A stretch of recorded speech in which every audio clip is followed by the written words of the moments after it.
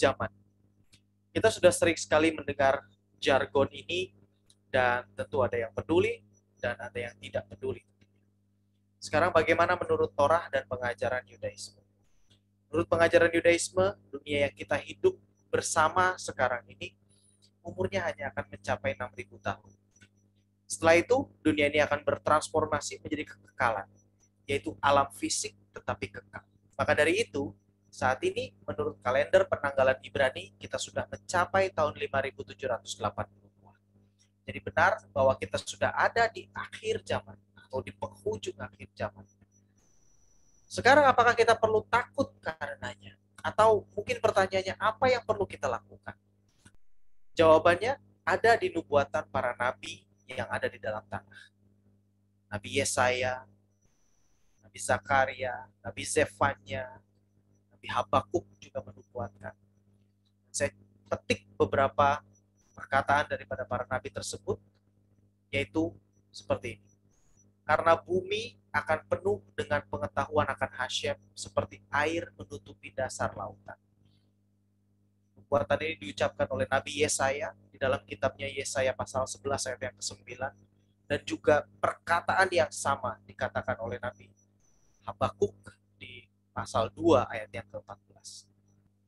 Yesaya 11 ayat 10 melanjutkan, maka pada waktu itu taruk dari pangkal Isai akan menjadi panji bagi bangsa-bangsa. Kepada dialah bangsa-bangsa akan meminta nasihat, dan kedamaiannya bersama dengan kemuliaan. Yesaya pasal 11 ayat yang ke-10 bernubuat mengenai Hamasyiah, seseorang yang adalah keturunan Daud yang akan muncul di akhir zaman, dan dia disebut sebagai Masiah, yang akan dicari oleh bangsa-bangsa, yang akan dimintai nasihat oleh bangsa-bangsa. Tetapi sebelum hal ini terjadi, yang terlebih dahulu yang terjadi adalah pengetahuan akan Hasyem yang benar akan memenuhi seluruh bumi. Dan ini adalah kondisi di mana bangsa-bangsa kembali kepada kebenaran Torah. Bangsa-bangsa akan tetap melakukan kehidupannya dengan normal. Yang berbisnis akan tetap berbisnis. Yang bekerja akan tetap bekerja. Tetapi ada yang berbeda saat itu, yaitu dalam bisnis, dalam pekerjaan, serta dalam setiap aspek kehidupan sehari-hari yang dilakukan bangsa-bangsa pada saat itu. Seperti yang dinubuatkan oleh Nabi Yesaya, dilakukan dengan landasan kebenaran Torah yang menjadi porsi daripada bangsa-bangsa, yaitu dalam kerangka 7 hukum. Itulah yang akan terjadi di akhir zaman.